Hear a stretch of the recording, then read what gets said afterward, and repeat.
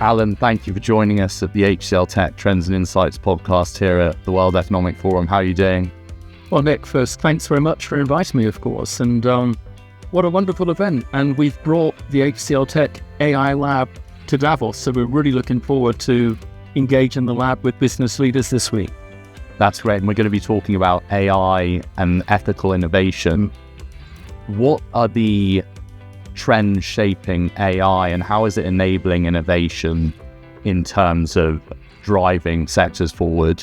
So it's a good question, isn't it, Nick, in terms of what is the evidence for AI-enabled innovation? Okay, I think the remarkable thing that we've all seen, particularly over the last 9 months, is a lot of the world's leading business organizations have done all the experimentation they need to do. They may have started this journey perhaps a couple of years ago, a little bit of kind of horizontal experimentation.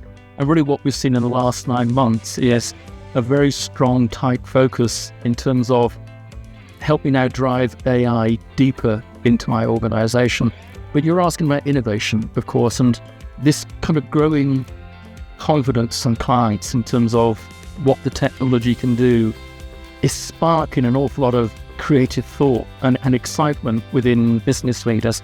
And this obviously is driving an awful lot of innovation, right? We're almost overwhelmed with clients with some remarkably strong vision about where they expect AI to bring, benefit to their business. And not surprisingly, in our AI labs, we're very busy helping clients kind of drive this innovation approach to the deployment of AI at the heart of a client's business. Sure. And are there any advancements that you're particularly excited about? Well, look, the theme this week at Davos is not just AI, it's agentic AI.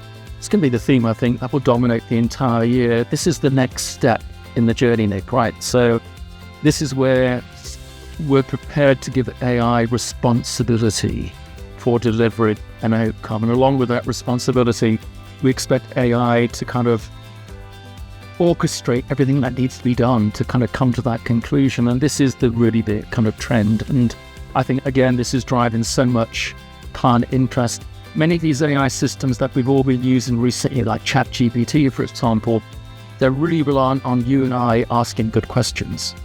Going forwards with agentic AI, you're not going to be asking questions. You're going to be issuing instructions. And then having automatic. Here's a problem, go away and solve it, please. All right, so just remarkable the shift that's bringing, of course, in clients' appetite now for AI-enabled value stream transformation. There's also a move to industry-specific AI. Are there any strategies you can advise organizations on how they can build solutions to meet their industry needs? It's an obvious trend that we're seeing, that as clients now have so much confidence about the expected impact of AI, as they drive it deeper into their business, we are seeing that industry specialization. And then you get to a point where clients are typically saying, this approach using general purpose foundational models, it can only take me so far. I need to be working with a model environment that understands my business or my domain in particular. So one of the key trends that we're seeing, of course, is this movement towards small language models, domain-specific models, where typically we or the client have taken a foundational model and fine-tuned it to be more relevant to the client's business. So that relevance gives us improved accuracy. Previous concerns around things like hallucination, for example, they just disappear when I fine-tune a model to suit the needs of my industry and my business. The level of accuracy just comes forward dramatically. So that is the core trend. So for any business leader that wants to kind of now drive AI deeper into their organization, an obvious opportunity, of course, is for you to work with our AI labs. We can show you how to create these fine-tuned models that are relevant to your business.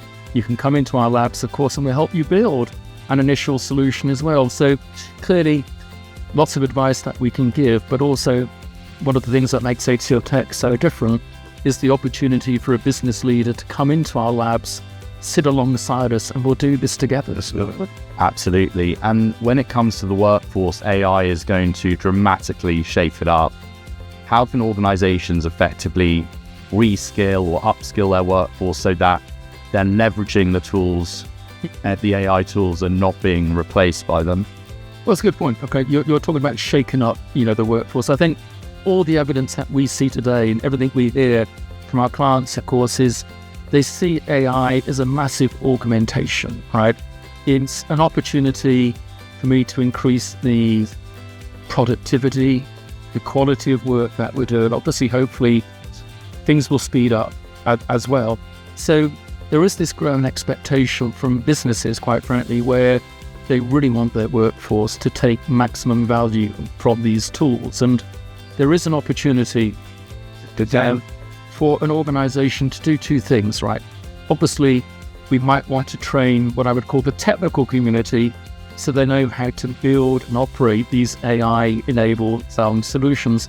But the larger demand, quite frankly, Nick, is to help the general employee workforce understand how they can use these tools to increase their productivity, offload, and look, be quite frank, everyone has aspects of their job that they don't particularly enjoy, right? If I can offload those aspects of my job to AI, it gives me more time, more capacity to do the high value, tasks and activities. So what we need to do really as an industry is help people understand how they can kind of re-engineer their roles so AI takes up a lot of that kind of less interesting work, if I can describe it in that way. But one great thing that should reassure everyone, quite frankly, is there's an overabundance of education and training material available here within HCLTech.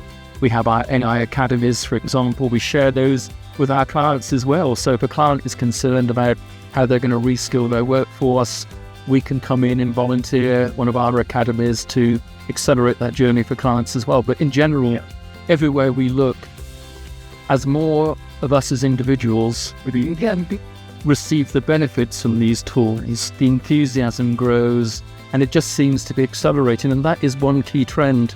You may recall that towards the end of last year, we sponsored this global survey. We called it the Cloud Evolutions Survey. And we asked the world's business and technology leaders their opinion and their kind of experiences with Gen AI. But one of the key findings that came out of that survey, Nick, was clients were telling us that once they had done one or two deployments of these new AI tools in their organization, their enthusiasm, their confidence, their commitment just accelerated, right? And that is another trend that we see as an organization takes those early tentative steps and they see the benefit pretty much immediately. Typically, they're coming out to us to ask us to accelerate the journey and along the way, accelerate the reskilling of the workforce too.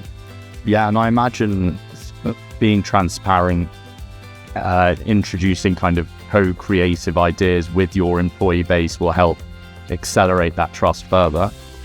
Well, it ultimately does come down to trust, right? And I think most of us now realize that AI is an opportunity, not a threat, quite frankly, right? That opportunity for me, you, anyone, quite frankly, to offload some of those less interesting tasks to AI is a great motivator, I think, for a lot of people.